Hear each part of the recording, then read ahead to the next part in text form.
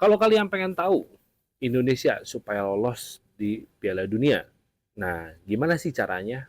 Yuk kita bahas dan ini jurnal gua.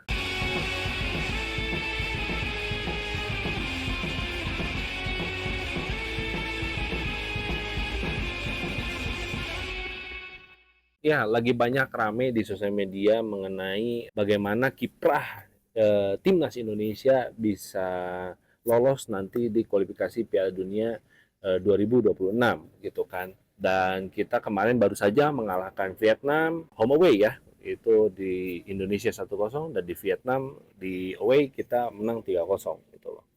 Tapi bukan itu yang kita bahas. Yang kita bahas adalah bagaimana kita nanti punya blueprint ya, punya blueprint Indonesia itu bisa berbicara banyak kiprahnya di Piala Dunia, entah itu tahun berapa lah intinya gitu loh. Nah, tapi gue selalu optimis bahwa PSSI sekarang itu mempunyai blueprint atau jangka panjang, rencana jangka panjang ya, untuk 10 mungkin sampai 30 tahun ke depan. Kalau kita ingat dengan moto Indonesia emas di 2045, yaitu kan berarti emas itu apa aja? Berarti kita harus bisa menang di segala sektor. Dan Indonesia menjadi salah satu negara terbesar keempat di dunia. Kan itu targetnya sebenarnya di tahun 2045. Dan itu bertepatan dengan satu abadnya Indonesia berdiri gitu kan. Cuman apakah sektor sepak bola itu diperhitungkan untuk masuk ke dalam agenda Indonesia Emas 2045? Ya itu sangat memungkinkan. Kenapa? Karena terbukti Indonesia sekarang itu sangat serius untuk berbicara banyak di dunia sepak bola. Namun ada beberapa catatan yang mesti ini bisa note ya buat PSSI gitu nanti ke depannya, bahwa gue nggak nggak akan capek untuk mengingatkan bahwa bagaimana program pembinaan usia dini itu sangat penting gitu loh. Nah, kalau kita ingin masuk ke dalam Piala Dunia dan kita berbicara banyak di Piala Dunia, salah satunya adalah bagaimana kita bisa berbicara banyak mengenai program pembinaan usia dini ya.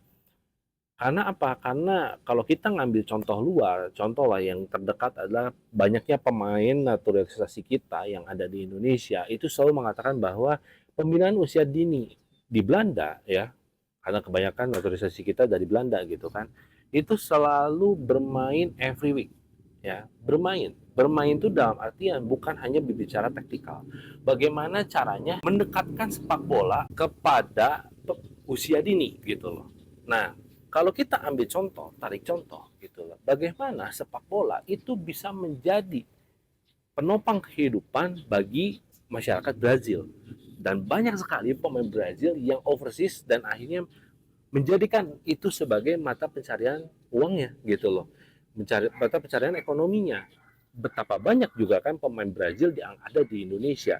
Mau itu grade A, grade B, grade C, grade D, grade E, itu semua tersebar di seluruh dunia. Kalau misalnya metode pembinaan usia dini ini apakah berhasil nanti untuk kita bisa mencapai dan berbicara banyak di Piala Dunia Piala Dunia nanti gitu, entah itu 2026 atau 2000 berapa lah intinya. Ya gue rasa pasti sangat memungkinkan karena kita menanamkan visi, intensitas, mentalitas itu udah di usia dini gitu loh. Kuncinya semuanya adalah di usia dini gitu loh. Makanya nggak kebayang waktu Piala Dunia U17 kemarin, salah satu pelatih kita yaitu Bima Sakti, pelatih timnas U17, itu betapa pusingnya ya merekrut pemain U17 yang nggak ada kompetisinya. Jadi ketika dia merekrut pemain, urgensi dan kompetensinya apa? Kan itu yang selalu jadi pertanyaan. Makanya ketika pagelaran Piala Dunia U17 kemarin, ya menurut gue itu hanya sebagai rangka supaya kita menaikkan income wisata kita, gitu loh. Untuk promosi Indonesia saja, gitu loh. Which is itu good, gitu kan. Berarti kan adanya Piala Dunia ini itu bisa memberikan wadah dan ruang bagi banyak pihak.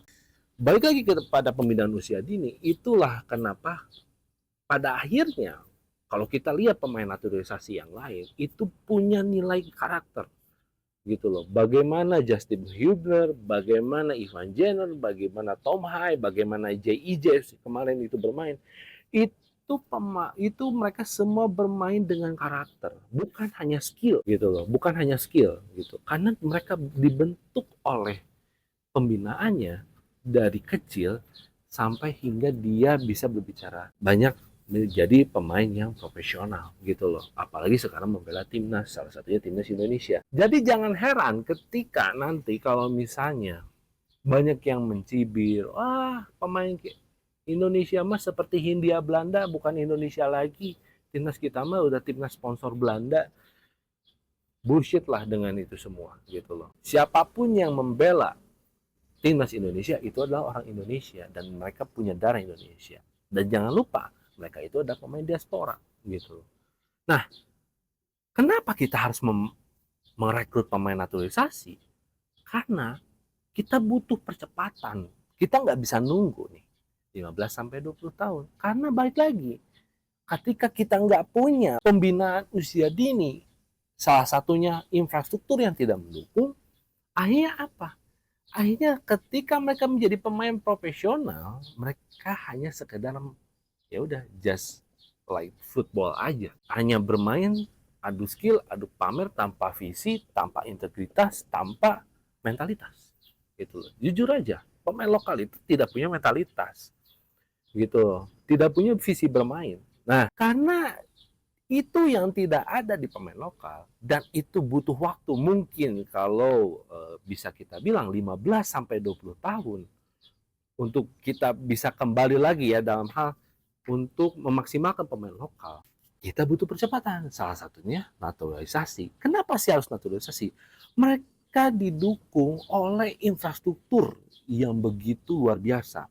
Mereka dibina, dibimbing dari kecil dengan segala kekuatan dan segala teknologi yang ada di negaranya tersebut. Ya kenapa kita enggak untuk ambil, dan mereka punya darah kok. Dan yang kedua adalah mereka itu bisa menjadi sebuah simbolis bagi para pemain lokal untuk supaya para pemain lokal iri. Kita harus bilang iri. Oh gini ya bermain sepak bola tuh. It's just like pamer skill aja gitu loh. Bukan hanya sebagai pemain yang sekedar pakai seragam tapi nggak tahu mau caranya dribbling kemana. Gak seperti itu. Jadi mereka itu bisa disimbolkan bahwa gini loh orang Indonesia, orang lokal kalau mau main bola gitu kan. Pada akhirnya kita lihat hasilnya.